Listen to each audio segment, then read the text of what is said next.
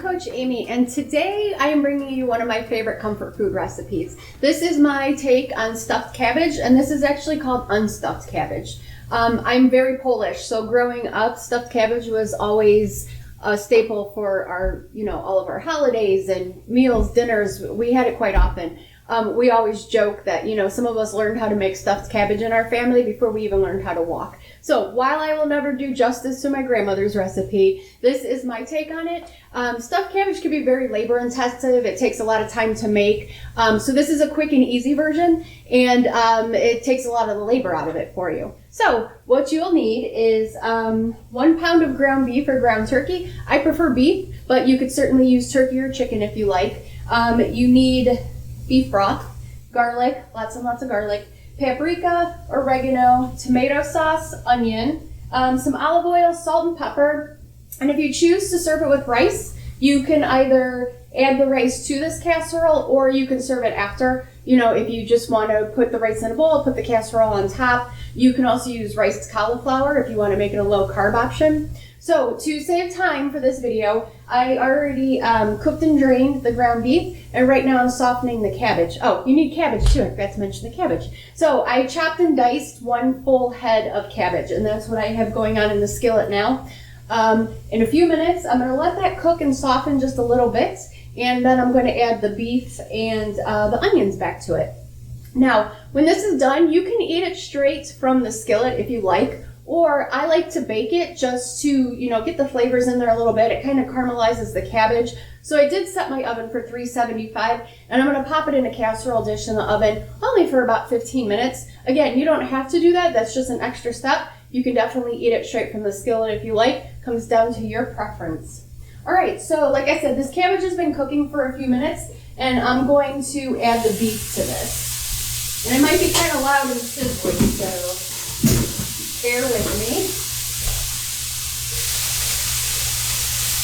Okay, and we're going to be going a little out of order based on the directions for the recipe,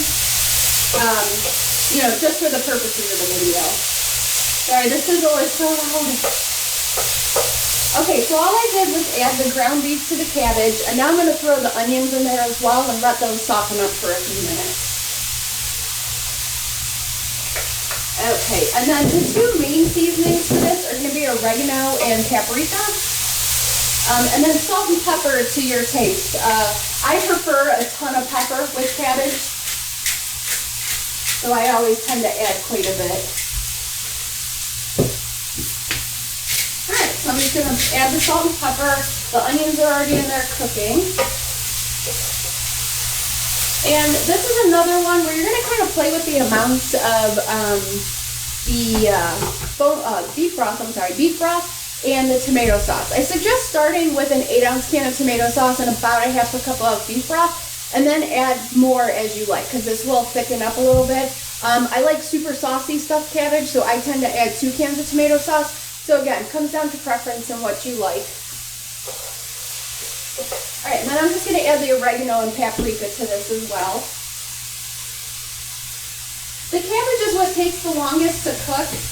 You really want to let it get pretty soft, because especially once you get to, the middle portion of the cabbage is a little hard, and it will take a while to cook down.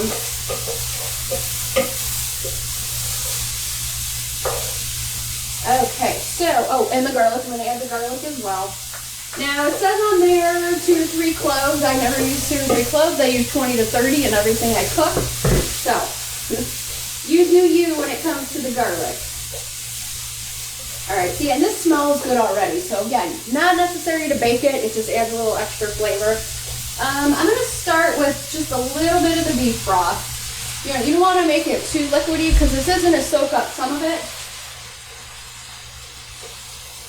And then again, I'm going to use 2 cans of tomato sauce because I know I like it really saucy.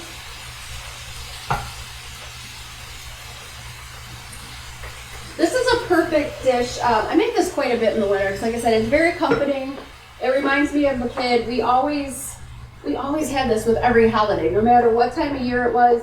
My grandma always made stuffed cabbage. So it's just one of those things that kind of trigger memories, and it's a good comfort. Okay, yeah, so I think the 2 cans of tomato sauce was perfect. All right, so if you are going to add the rice to it, you can add it now. I used about 2 cups of brown rice, and it's already cooked. For convenience, I used one of those microwave rice packets.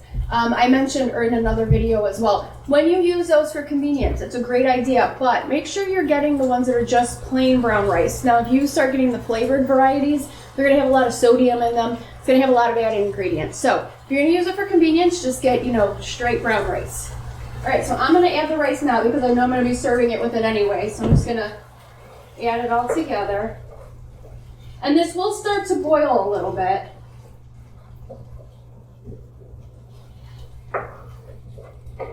And it cooks fairly quickly. Like I said, once you get the cabbage cooked, that's going to be the longest part. But once the cabbage is cooked, the rest of it goes pretty quickly. All right, so I have that all together. Okay, and then I'm just going to use, I believe this is a 9 by 13 baking dish. So I'm just going to plop all of this into here.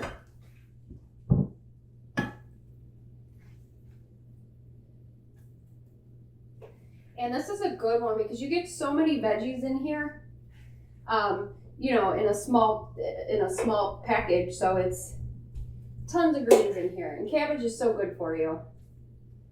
I don't know, some people say it's an acquired taste, but I've been eating it since I was a kid. So cabbage has always been a favorite of mine. One of my kids actually just eats it raw, straight up. We'll slice it off the head and eat it like that. So I'm like, hey, he's eating vegetables, whatever works. Okay, so I have most of this in here. So you'll see I just popped it into the casserole dish. I'm going to bake it for about 15 minutes. Again, it just helps soften up the cabbage a little bit more, blend some of those flavors together. So I really hope you enjoy this. Let me know what you think if you make it, and have a great day.